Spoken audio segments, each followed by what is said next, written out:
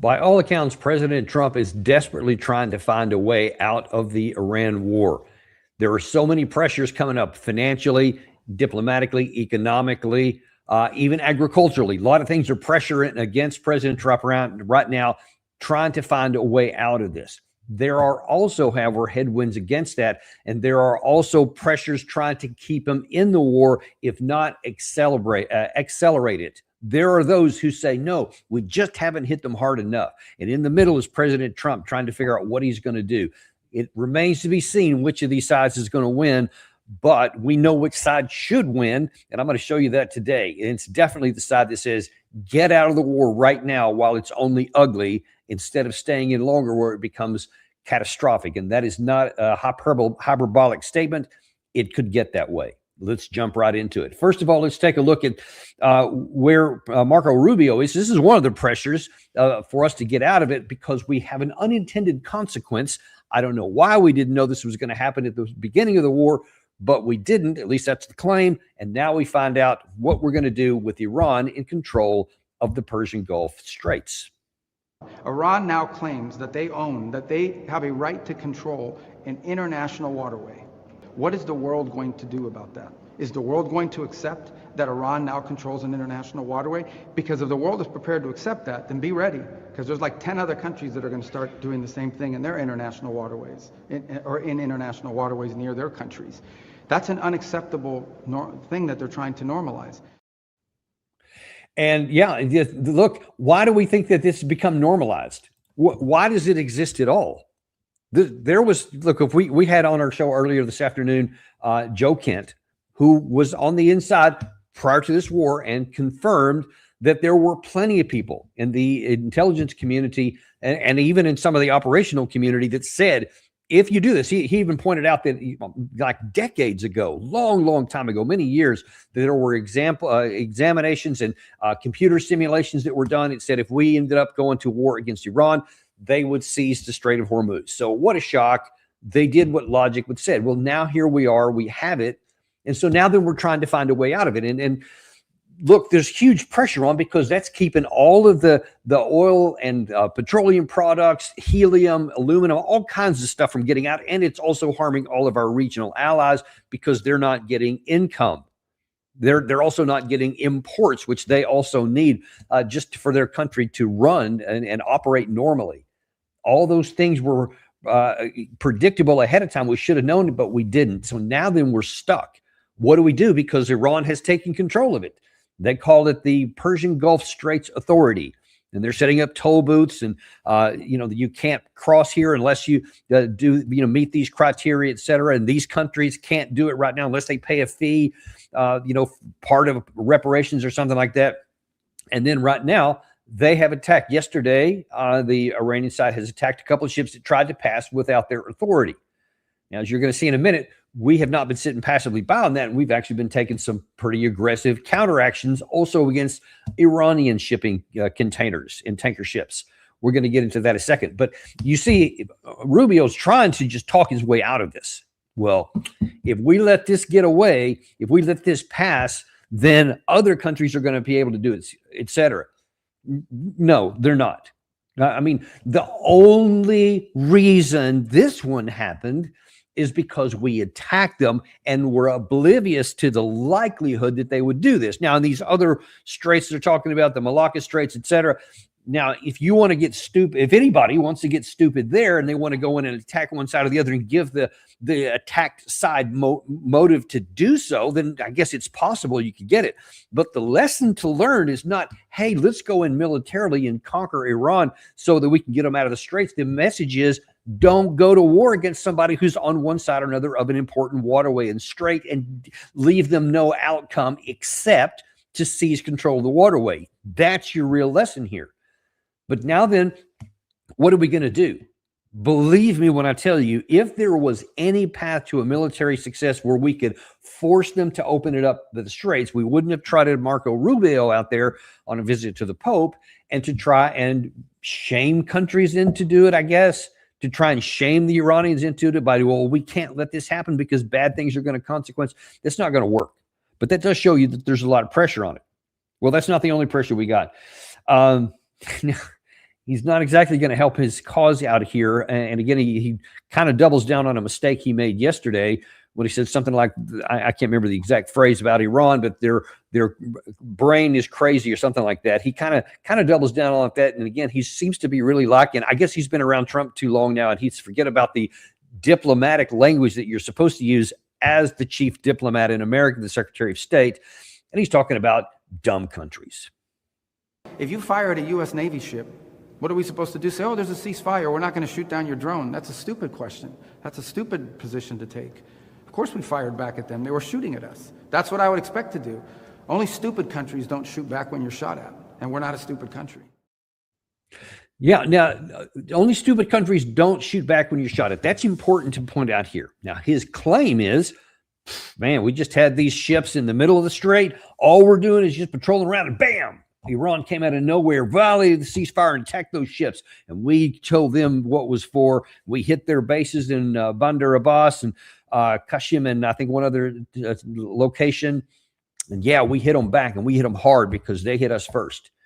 Except there's a lot of evidence that says actually it was the other way around. Apparently, the U.S. actually hit some Iranian tankers, and then in retaliation, they fired back. Now, this is a situation, who can say that this side did it first, that side did it first? We don't know for sure. All we know is that there are competing claims in here.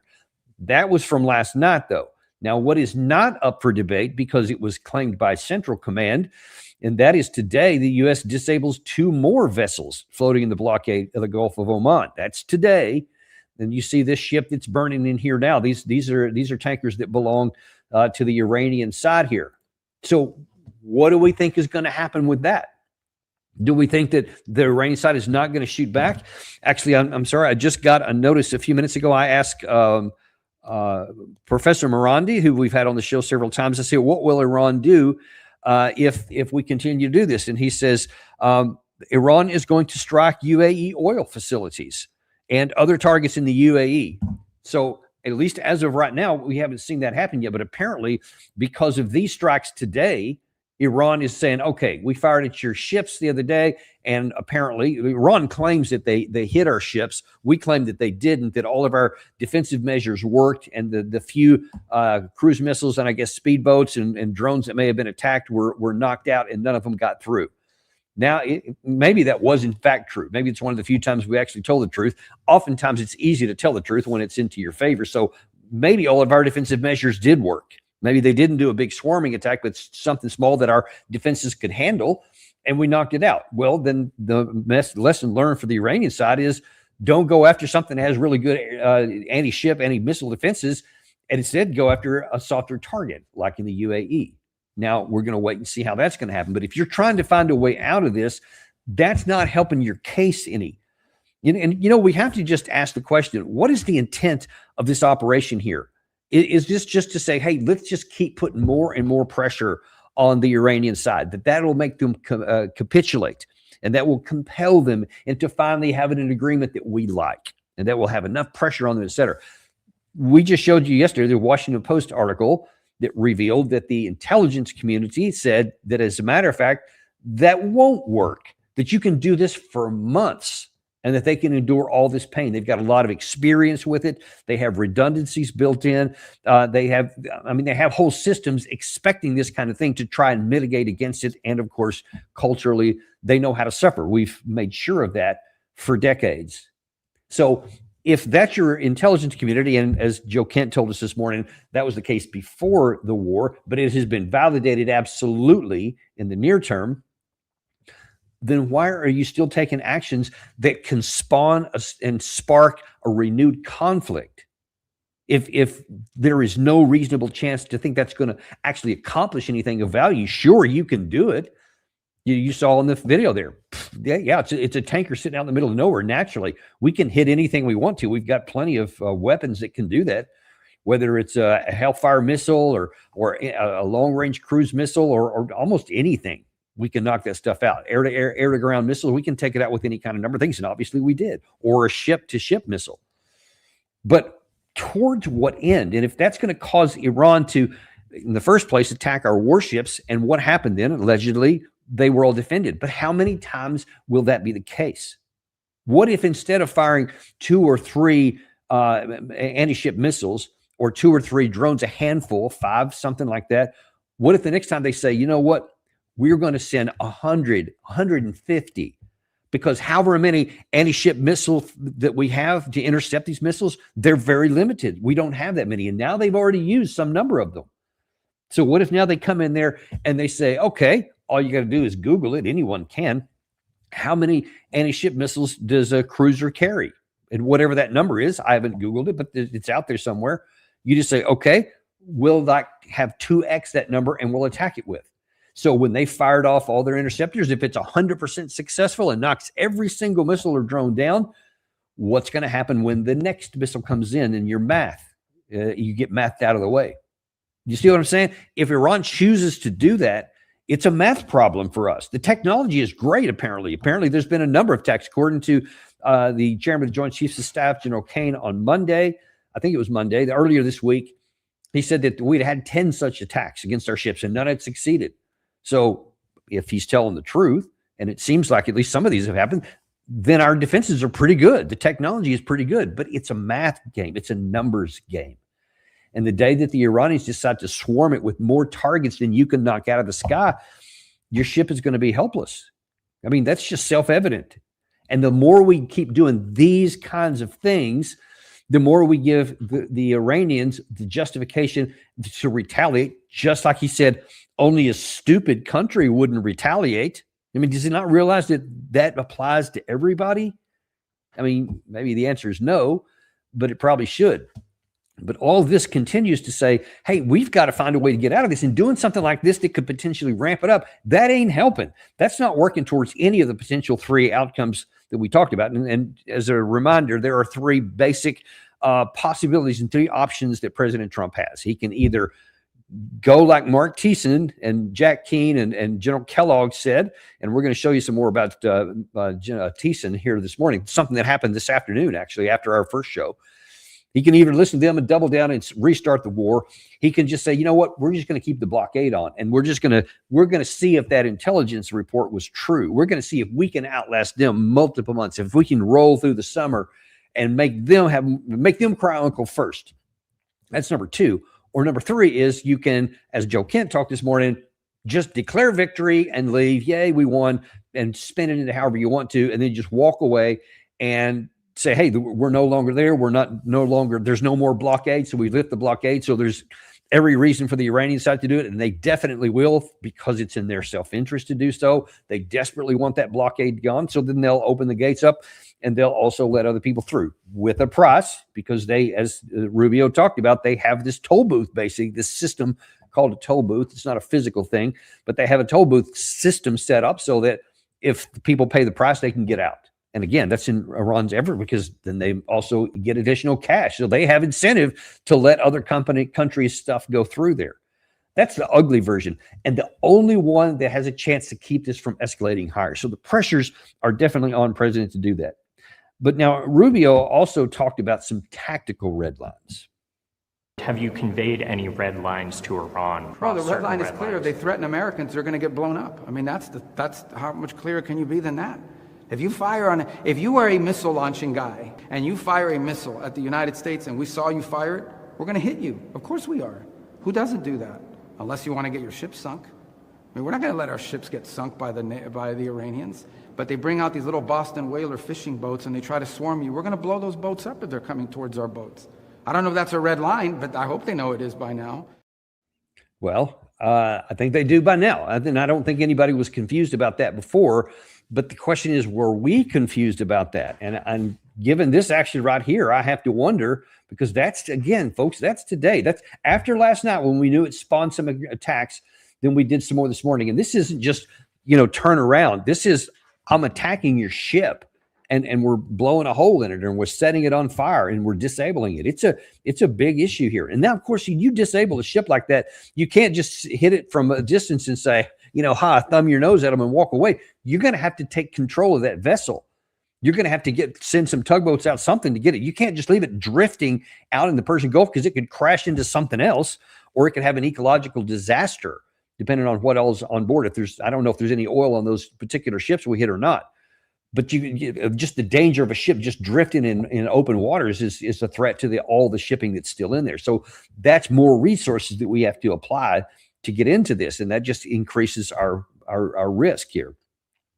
Well, those are some of the pressures that are inside there. So the pressures are, don't do something stupid that's going to box you into something and could actually spawn a return to conflict. Because if Iran, for example, if they do what Professor Morandi suggested and hit UAE in retaliation for these new strikes here, I mean, depending on what's hit, that could raise the stakes up and make us say, hey, we can't let that go unchallenged. You heard Rubio. Well, of course, if you attack our ships, naturally, we're going to fire back. Well, if you attack our allies, the UAE in this position, in this case, are we going to do nothing?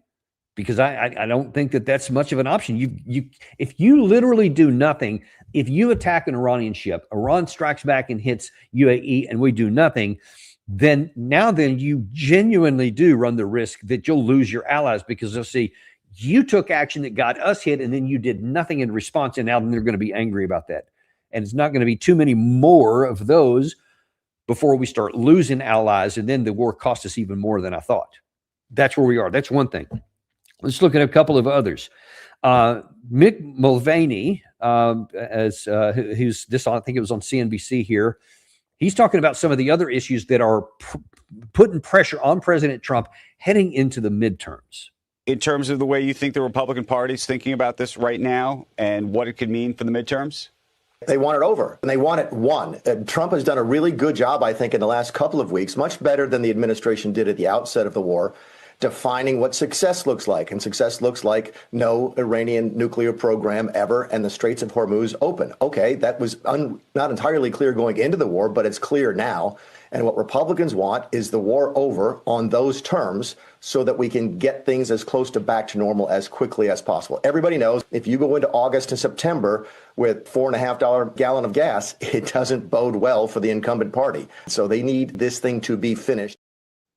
So he's right. They do need this thing to be finished. President Trump is keenly aware of things that have to do with electoral or with economics. Those are things that he understands. And so you see Mick Mulvaney, of course, they want to paint a good picture on it. Well, as long as we get the war over with the objectives that there can be no nuclear weapon, that's something that that's something that's going to motivate us. Then we want this over because we want it over with quick, because everybody knows that the price of gas is going to be a problem for the midterms. More on that in just a second. But let's take a look at what he's talking about here, because you see Mulvaney is really saying, let's get this over and let's put whatever good face on it we can. And this is an easy one for them. And I think this is probably part of their larger strategy. At least they're thinking about it, about the whole just declare victory, the walk away theory, I call it, because he says, as long as they can never have a nuclear weapon, look, all President Trump has to just do is say it, and his followers are going to believe it. He said that after the 2025, and that worked until he decided to change it and now just flip the narrative because it suited him to do so by saying, turns out they're 2 weeks away. As a matter of fact, they're going to dig up the stuff or whatever he said. But you see, people followed it.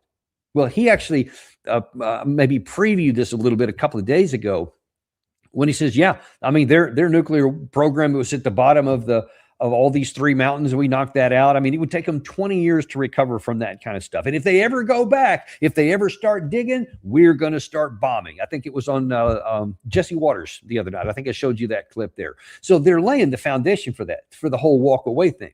So there is this group that again, Joe talked on our earlier show. And by the way, I recommend you go back and watch that show if you missed it earlier today. Incredibly intuitive and informative, that he brought together a lot of things that you don't hear anywhere else.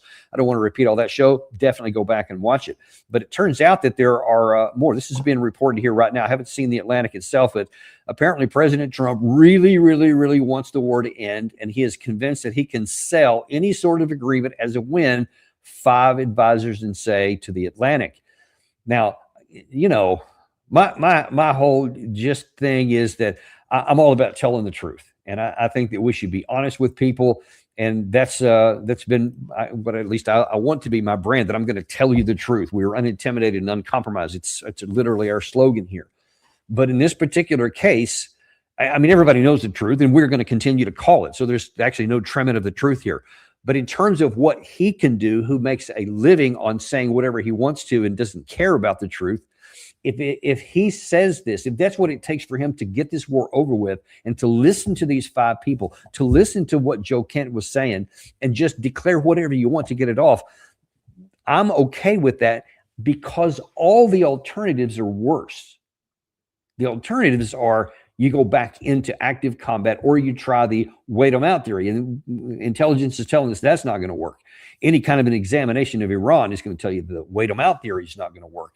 But this one has the trying to go back to active combat operations is the worst. There's nothing worse than that. And let me show you a couple of the reasons why. He mentioned gas prices there. You see, this is the last 6 months. 6 months ago, gas was $3.35 a gallon. In December, it got down a little bit lower than that. And then it started to rise up. And all this was, you see this big red line here, that's when the war started. That's on the 28th of February. But you see that it was on a pretty good arc above that. As a matter of fact, you don't see a lot of difference from before that all the way up. And that implies that you have a systemic problem here, stuff that it transcends this war. So it's not just the conflict that alone has caused it back. As a matter of fact, we know that really, when you look at the paper price of oil from which the price of gas is derived, it has to do with the physical supply and demand. And as we know now, obviously, the supply is substantially constrained, like to the tune of 12 million barrels per day. And so ordinarily that would have an upward pressure on the price to bring the demand down to meet what the supply has. It's called demand destruction. But so far that hasn't happened because we've let out strategic petroleum reserves and other kinds of storage tanks to mitigate these losses here, and to keep the paper price down so people don't get as upset. So the gas price is $1 some odd more than it was here just recently. But you also can see that is partially untrue. It's not really the indicative of where the market is. And if something isn't done quickly to get the flows back open again, then that upward pressure is going to return whether anybody wants it to or not, because there won't be any more, or at least not sufficient amount of SPR gas or oil to put onto the market. And so there's going to be a physical insufficient number. I mean, when it gets to the point where there physically isn't enough gasoline to go around, the only thing the market can do is raise the price. And when there's not enough oil to go around into the refineries to create the gasoline, diesel, and the jet fuel and all that, it can only go up. That is coming. That's already baked in there. So that's also on the motivation. They want to get that off the table very quick. But there's other issues. And we had Mike Adams, aka the Health Ranger, on our show a couple of days ago. Go back and watch that one too. There's also, because of the fertilizer issue that has not gotten out, and a lot of other petrochemicals that are related to making food, he's again showing you how that you've got a break in the natural gas. There's a lot of the processes that turn those things into petrochemicals for fertilizers are also now having a critical loss of capacity. And you see there on the lower left-hand side there, a 10% fertilizer reduction capability on the global market equals a 30%. He said it's a non-linear yield drop. You can get about a 30% less crop yield. Of course, that means heading into the harvest season in this year, you're already baking in a food shortage and therefore a food higher price on top of the problem with the diesel fuel, which of course is also high. And then you see that the problems continue on. And then some of these other countries in that lower right-hand corner there is about the slow motion disaster in 2027, because a lot of this is going to then have to do with the next planting season. And when you just don't have the petroleum inputs of fertilizer, then the crop yields can go down even further. And some countries are already on a knife's edge about having enough to eat. And when you take a 30% hit on crop yields, and possibly more if there's not even enough of the fertilizer, because then they can't, the fertilizer that is available is a lot more expensive, so they can't afford as much of it. So it's a double hit on how little they have, and therefore there's crop. That's into 2027. That's where we are too. That's putting pressure on President Trump right now too. Another thing that he pays a lot of attention to, this is the Consumer Confidence Index here. And you can see it is right now is at the lowest level ever recorded. And the Consumer Confidence Sentiment, a Consumer Sentiment Index is a specific one here. That tells you what the people think about the economy. And when people think the economy is not going good and things are not happening well, what do you think they're going to do when it comes time to go to the voting booths come this November? Are they going to want to go with the side that is having the gas prices are still high if he doesn't get this solved? That there's not enough food to go around, that the food is a lot more expensive? Obviously, it would be catastrophic. So that is putting huge pressure on Trump to get this over with right now, so that he can get some kind of mitigating measures in place and to try and to avoid some of these worst outcomes. Now, I think that he's chasing the wind here, because I think that because of the damage already done, we're just not going to be able to. We had Dr. Chris Martenson on the show the other day, and he says he thinks it's already too late. Even if we had a magic end this past Monday, which didn't happen, he said you could be looking at $200 a barrel oil price in September because of a lot of practical functions, even if it had opened then. So he thinks that's already going to be baked in, which of course is right before the election time. So he doesn't think it's going to be over at all. If you go with keep the blockade in place, though, that's going to push all of that even further to the right, and it's going to make it even more painful when it comes time for the election.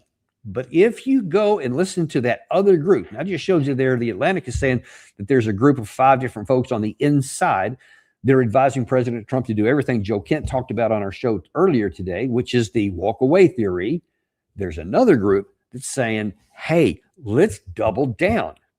And that was exemplified. I've shown you many people that are on there. General Kellogg, I think we showed you this morning. Certainly Jack Keane, he's always hitting this drum. Lindsey Graham has been always hitting this drum. A number of people. Mark Thiessen is one of the big ones. And for some reason, he's really gained a lot of notoriety here lately. He's a Washington Post columnist, former speechwriter for, I think it was George Bush. So he's been in Republican politics for a long time, always been a neocon. But for some reason, President Trump is really listening to him right now. This was earlier today on Fox News. I'm going to kind of start and stop this one here because he says a number of things that shows how desperate these people are to keep this war going. First of all, let's stipulate that Donald Trump's decision to do this operation is one of the most courageous things an American president has done in my lifetime. No other president. 4 presidents said Iran can't have a bomb. Donald Trump's the only one who did anything about it. But how you start a war, how you finish a war is as important as how you start it. And right now, the Iranians are not seeing that Donald Trump has all the cards. They think they have the cards. He started Project Freedom and said, if you fired a U.S. ship or fired U.S. allies, I'm going to blow you off the face of the earth. And they did exactly that. They fired at a U.S. destroyer. They fired at our allies at UAE, and we didn't do anything. And then Marco Rubio announced that that Project Operation and Epic Fury is over, and we're now under Project Freedom. And then the next day we suspended Project Freedom. So what the Iranians see, if you're looking at it from an Iranian perspective, you see weakness. You see that the president seems to not want to enforce this blockade. That you've got this threat of attacking Gulf oil that is stopping him not only from restarting the war, but also from opening the Strait of Hormuz. And you think, let's pause right there. So you see him, first of all, like a lot of these guys do, he first butters him up and says, you're the greatest president. You're the only one that can do this. You rock. You're awesome. But boy, you don't want to risk undercutting all of that. A couple of things he says there. He says, you're the only one who had the courage in 47 years to say, oh, Iran can't have a bomb. They can't have a bomb, but you're the only one that did anything about it. Okay. Make sure you're aware here. Let's peel through this BS. There was no bomb program. He did not save us from a potential nuclear bomb because they didn't have one. And that we don't ever have to listen and never trust a word from the Iranian side. That's our side. That's Tulsi Gabbard in March of last year. Before all this stuff happened, before the June attack, when we eliminated their nuclear weapons program that didn't exist even then, that was validated again as having not existed. It was validated again here recently that they don't have it after the 40 days attack. Again, validated by U.S. intelligence. They have no weapons program. They don't even have access to the material. There's 400 kilograms some odd of this reprocessed at 60%. That's allegedly at the bottom of 3 different mountain ranges. So you're not going to be able to get to that, number one. But secondly, they never did. So he did not save us from it. It's not that he's the only one who did something about it. He's the only one who did something foolish. So don't be bragging on what President Trump did there as the only one, because he's the only one that got us into trouble here. That's first. And it's really important too. Then he says, Iran doesn't realize they think they have cards. Are you serious? Why is President Trump listening to people like this? Of course they have cards, for crying out loud. What are you thinking, man? What do people, when they hear this guy talking and they think, yeah, Iran doesn't have cards. Yeah, about the Strait of Hormuz. Who's got a hold of that? Who is it that has firm control of it? Is it the United States? No, the U.S. has got a blockade on the Iranian ports. That's it. And we've tried this Project Freedom. Now, remember, even that's even embarrassing because we did this Project Freedom for a little over a day and then canceled it. And Trump claimed, oh, you know what? It's because I want to give peace a chance. And this give the Iranians time to fit. Well, of course, now we know, subsequent to that, turned out, no, the Saudi Arabians and the Kuwaitis denied us overflight capability. So we couldn't use that to continue to operate that because this whole, remember earlier in this week when Secretary Rubio says we have this red, white, and blue shield and it's overall, it contains 100 airplanes. Well, it's not going to contain 100 airplanes if we can't use Saudi or Kuwaiti airspace. So we had to get rid of it. Apparently, that's been subsequently replaced. Or given. They allowed us to do this. So we'll see if they go back into it. But that's what happened with that. That's actually what happens. So you see, though, that Iran has cards because they have hold of this. That's why you're trying to get them to release it at all. And I mean, what rational thinking person, even if you're a dyed-in-the-wool Trump red MAGA dude, and you see that we have done everything we have tried, whether it's Project Freedom or 40 days and 40 nights of bombing, nothing caused them to lose it. They still have control to this day, to the extent that they've actually promoted it with a new logo and everything. This Persian Gulf Strait Authority. Here's the new rules it's going to be going into. They say we'll never give this up, etc. That's called cards. So if you can't compel them to release that, that is the literal definition of leverage. And you have tried everything to include 14,000 strikes, 3 aircraft carrier strike groups, all F-18s, F-16s, F-22s, F-35s, you name it. A-10 attack helicopters, Apache attack, A-10 ground attack jets, Apache helicopters. Come on, man. Everything we've tried hasn't worked. So don't be stupid and say they have no leverage, because they obviously did. But you see there that he continues to put pressure on Trump to get into his ego. So you can't let them say that you're going to attack something if they attack our ships and that you're going to blow them off the face of the earth. And then when they do, you don't blow them off the face of the earth. According to Mark Thiessen, that wasn't enough. You just hit a couple of spots here on Bandar Abbas and Qasem Island at the so-called toll booth. I don't know why people are saying that. It's not a physical thing. It's a concept that doesn't need a building. But nevertheless, they hit something.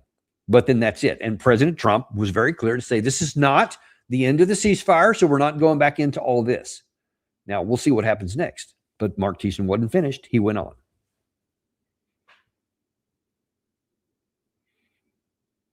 That you've got all the cards. Now, they don't have all the cards because Donald Trump can start the campaign again. We've got double the firepower that we had at the start of the war, and he has that cocked and ready to go. They should have none of the cards. They have no cards, but they think they have cards because we're sending signals to them that they have cards. So there's this idea of a memorandum of understanding that might lead to some sort of a peace deal. Here's what Hugh Hewitt wrote about that on X. He said, "This would be a terrible deal.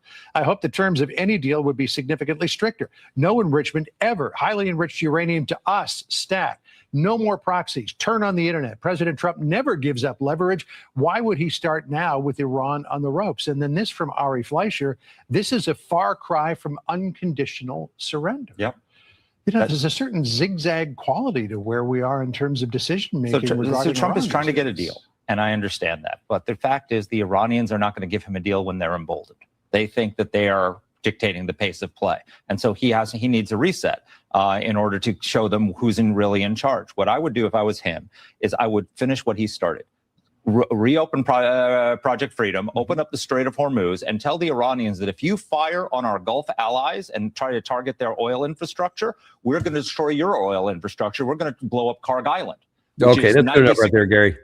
Okay, let's get back into man. You talk about who's got cards. the question I've got is who's got marbles? Because that dude is missing a few.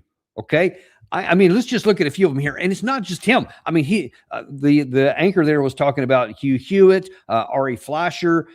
So a number of luminaries in the Republican ecosphere who like to be influential on things. And we know many of them definitely do have the ear of those in the Trump's administration, sometimes with Trump himself. But when he gets to the end there, he says, you know what? We got to show them who's in charge. So we need to go back to Project Freedom, except this time with some teeth in it. And then if they don't do what they're told, finish the job. Finish what you started. This is one of the most absurd things that he and all of these people like him are saying. Keith Kellogg, Hugh Hewitt, Ari Fleischer, all these folks who say, yeah, let's just go back to military to show them the real story here. Finish the job.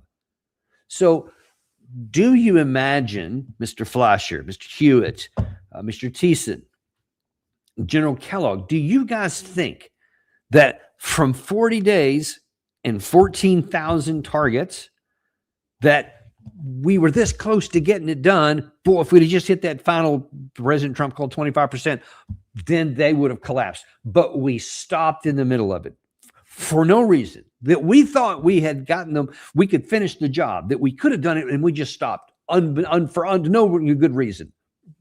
For mercy, perhaps. I don't know. Maybe that's what they would argue.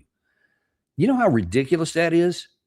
We hoped we could get this done with the assassination of Ali Khamenei. That's what we thought and hoped for. And when we got, you remember Trump coming in saying, like on the third or fourth day, we've already won. I know you don't like to say that early, but yeah, we won.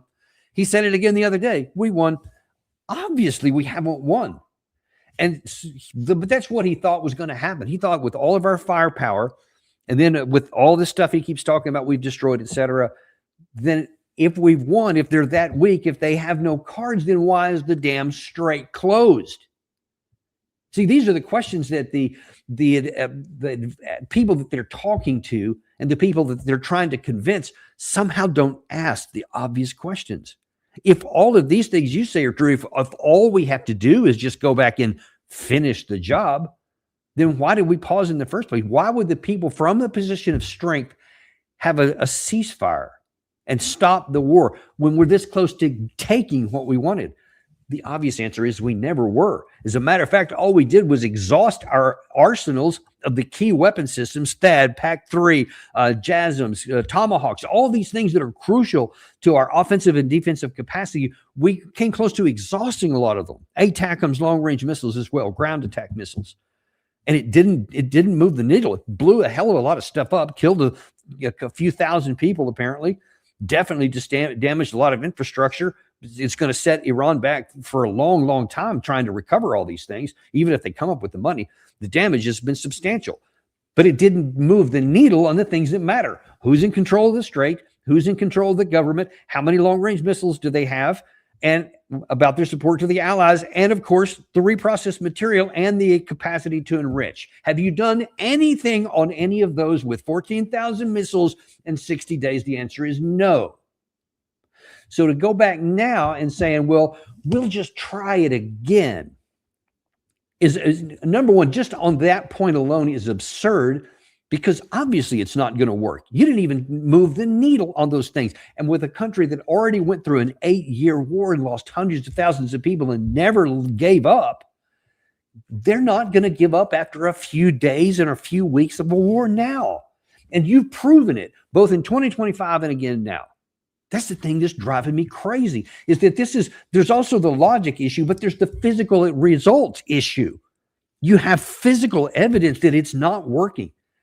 And if we stop the conversation right there, we would say it's crazy to try and do again what obviously already hasn't worked twice. But that's not the worst of it. The worst of it is if you try one more time, the Iranian side has said that they will hit stuff that they have not targeted yet, which is different for us because we went after all the primary targets we thought were going to knock them out at the beginning, to include these underground bunkers and missile cities. We just couldn't knock them out. So going back again, you're just going to hit more mountains, but you're still not going to get at what's underneath them. That's how they were designed. But the Iranian side has targets that it did not attack the first time.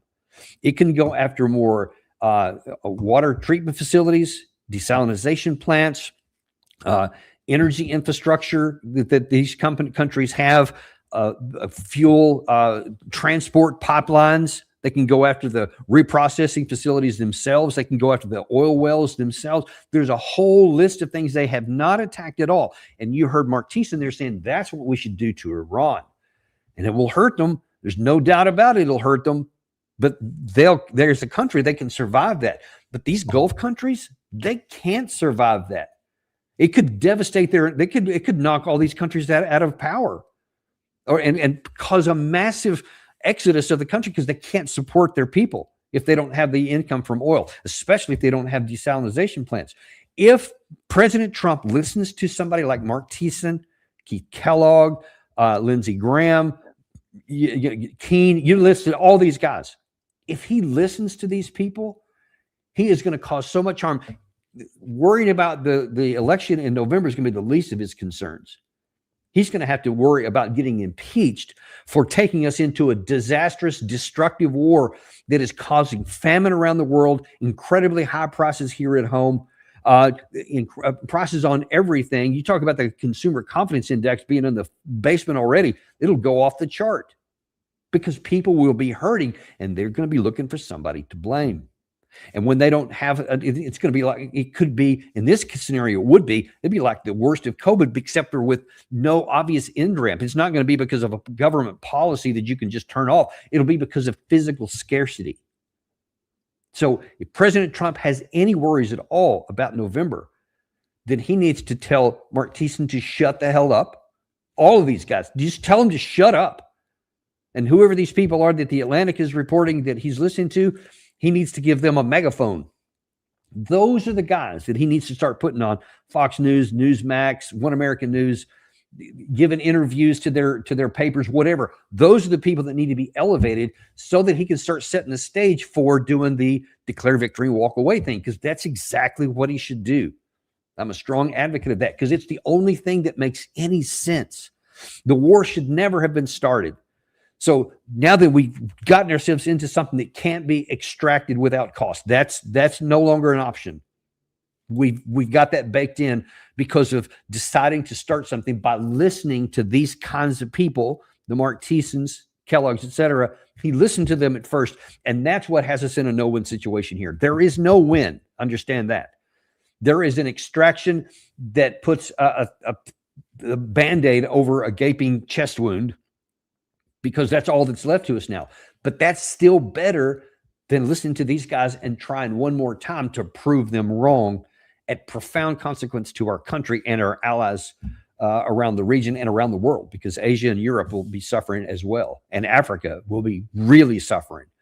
And according to the health ranger, they may already be doomed to have not enough food, and people could literally be starving to death next year already. Well, God help us if that's the case. I hope it doesn't.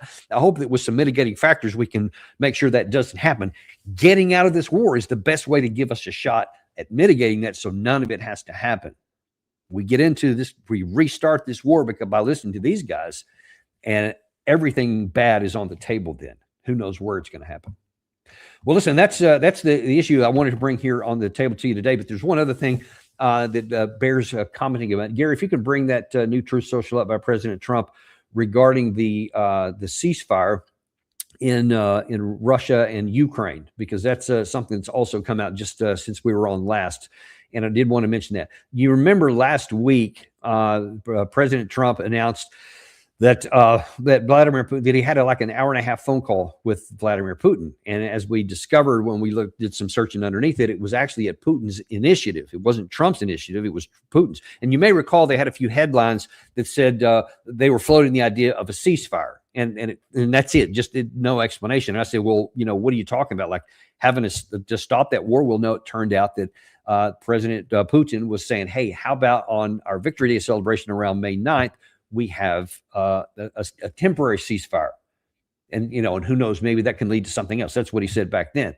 Well, now then we have today, Gary, if you can pop the back of it, he said, I'm pleased to announce that there will be a 3-day ceasefire May 9, 10, and 11 in the war between Russia and Ukraine. The celebration in Russia is for Victory Day, but likewise in Ukraine, because it was also a big part and factor in World War II. This ceasefire will include a suspension of all kinetic activity and also a prison swap of 1,000 prisoners from each country. This request was made directly by me. Now he's taking credit for it. And I very much appreciate its agreement by President Vladimir Putin and Volodymyr Zelensky. Hopefully, it is the beginning of the end of a very long, deadly, and hard-fought war. Talks are continuing on ending this major conflict, the biggest since World War II, and we're getting closer every day. Thank you for your attention to this matter. And in case you didn't know who the president was, it's Donald J. Trump. Now, you may also recall a couple of days ago, or maybe it was yesterday, we showed you on this channel that there is a big risk that that Zelensky claimed that during the May 9th Victory Day parade in Moscow, that he was thinking about launching a drone attack against Moscow. And they've been doing this, by the way, for quite a while. They had I think another attack against Moscow yesterday. The Russia said that they shot all of them down and none of them made it through, but they continue to do this. And of course, that happens back and forth in both directions. But Putin said, and Russia said, if you do that, we are going to take the gloves off and we are going to strike hard in Kiev. And they said everybody who's with diplomatic missions need to evacuate the city. And that if you hit us, if you fire at us, even if we knock them down, we're going to attack you. And this is, again, the Russians said, now we're asking for a 3-day ceasefire. As long as you do it, everything's going to be fine. We'll continue on. We'll continue trying to have a negotiated settlement. But if you attack during that time, this is going to be the reaction. So apparently President Trump said, okay, that would be bad. So he's trying to get this war in Iran off the table. And the last thing he needs is an explosion over there, because if Russia took the gloves off and they brought in an Oreshnik, and that seemed to be the implication that Russia would bring in an Oreshnik and hit a lot of these power ministries in Kiev that they had not struck in all the 4+ years of this war, that could dramatically change the conditions a lot. And I think that I think the United States is really more worried that if we hit Ukraine, that could potentially, especially if they do their own version of a decapitation strike, if they take out their, the presidential palace, if they go after Zelensky, if they go after the foreign ministry or the Ministry of Defense, and take out, a lot of their generals or their command and general staff, if they take out those kinds of things, it could have a pretty big operation on the war, especially if that was tied into an offensive. And there are some signs that we can see that imply that the Russians are going to start some kind of an offensive, possibly even after the 11th of May. They may be getting ready for a late spring / early summer offensive. And so they may already be on the case. And if that was tied to something like a decapitation strike in Kiev, that could have catastrophic impact on the war effort for the Ukraine side. So it appears that President Trump is aware of that and is trying to head it off. And I think that's why he probably agreed to this. We'll see how it's going to work out there. But this is just more evidence that this war is kind of put it back on the front page here. It's been languishing the whole time, and people continue to die on both sides of the front line. And the tactical fight continues to go on. Not a lot of territory has exchanged hands, but unlike January and February, February and March, I think it was actually a very low, maybe even a negative gain on the territory for Russians. But now that in April, that picked back up, and apparently it's continuing on here in May, and the Ukraine side is still in the same problem they've been in for well over a year, that they don't have enough people to even force mobilize, and they have to literally press gang people off the streets and just steal them, throw them into uniforms, and it's just not sustainable. And they continue to lose people. The loss of the people is more important even than the loss of territory, because at some point, if you get down to a certain low level of troops left, you can't hold any territory, so it's not going to matter. And of course, we know whatever casualties the Russians are taking, and by all accounts, they're quite high and painful for the Russian side. They also have, as you know, many millions more men from which to draw, and they have since the I guess the autumn of the first year, when they had a partial mobilization of 300,000, they have not had to go into forced mobilization at all. They're still recruiting enough people to be able to continue this war. So you see that even if it got hard, Russia could go to a mobilization, which Ukraine has been on for the better part of probably close to 4 years, 3.5 years, something like that. And you can only do that so long. So that war needs to be over too, for everybody's sake. And man, nothing would make me happier than to see both of these come to some kind of an end that I just don't see that happening in the Russia-Ukraine war anytime soon for other reasons. We'll do a separate show on that coming up. I haven't done too much analysis on that one because of these fast-moving things in the Iran war. But next week we're going to hit that because we do need to bring you up to date on what's happening, especially as we're getting ready for this issue here with the May 9th celebration, which is tomorrow. So we'll definitely cover that on our intelligence brief tomorrow. We always give you that every week, the best of what we learned during the week and the most important things we learned overnight. You can be sure that will be on the list tomorrow on the Daniel Davis Intelligence.